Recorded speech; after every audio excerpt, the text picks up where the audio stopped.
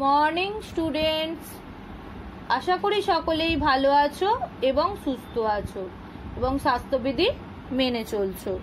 আজকে আমরা পড়ব ভূগোল ও পরিবেশ। সবাই পেজ নাম্বার 56 খোলো। আজকে আমরা মৃত্তিকা সম্বন্ধে জানব। মৃত্তিকা কি?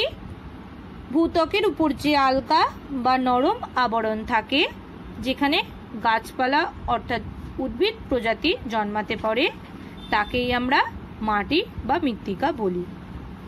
এই মৃত্তিকা কিভাবে তৈরি হয়? বিভিন্ন প্রাকৃতিক শক্তি দ্বারা শিলাসমূহ চূর্ণ বিচূর্ণ হয়ে এবং তার সঙ্গে জৈব পদার্থ অর্থাৎ গাছপালার পাতা, ডাল এবং জীবজন্তুর পচনশীল পদার্থ মিশে মৃত্তিকার সৃষ্টি হয়। আর এই মৃত্তিকার উপর নির্ভর করে দেশের কৃষিজ সম্পদ গড়ে ওঠে। ভারতের মৃত্তিকাকে মোটামুটি 6 ভাগে ভাগ করা যায়। কি কি? পলি মৃত্তিকা, কৃষ্ণ মৃত্তিকা, ল্যাটেরাইট বা লোহিত মৃত্তিকা, মরু মৃত্তিকা, পার্বত্য মৃত্তিকা, উপকূল অঞ্চলের লবণাক্ত মৃত্তিকা। এই 6টা ভাগে ভাগ করা যায়। তার মধ্যে আজকে আমরা পড়ব পলি মৃত্তিকা। পলি মৃত্তিকা কোথায় পাওয়া যায়?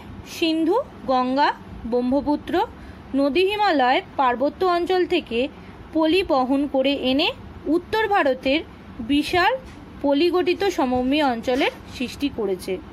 এছাড়া ভারতের অন্যান্য নদীগুলির নিম্নভাগের তীরভূমি অঞ্চল এবং সমুদ্র উপকূল অঞ্চলে পলিমৃত্তিকা সমভূমি অঞ্চল গড়ে উঠেছে। এই মৃত্তিকা খুব উর্বর এবং কৃষিকার্য খুব ভালো হয়। কি কি কৃষিকাজ হয়?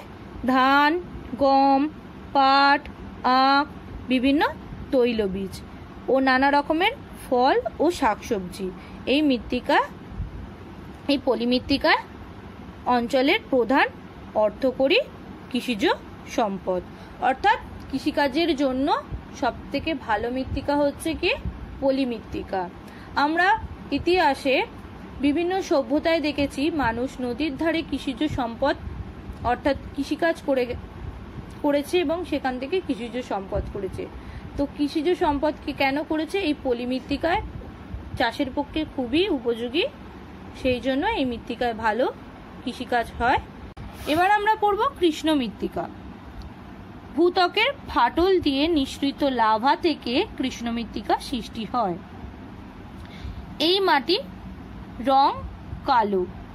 সাধারণত ভারতের মধ্যভাগে গুজরাট, মহারাষ্ট্র, মধ্যপ্রদেশ, কর্ণাটক, অন্ধ্রপ্রদেশ, তেলেঙ্গানা এবং তামিলনাড়ু রাজ্যের বেশিরভাগ অংশে এই মৃত্তিকা দেখা যায়।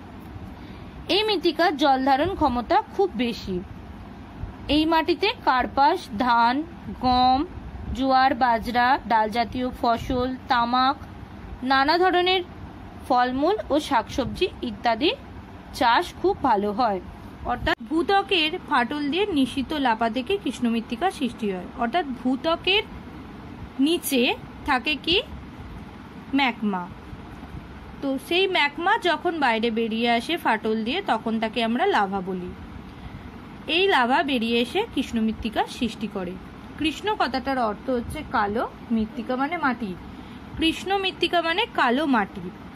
এই মাটিতে কার্পাস, ধান, গম, জোয়ার, বাজরা প্রভৃতি ফসল খুব ভালো হয়।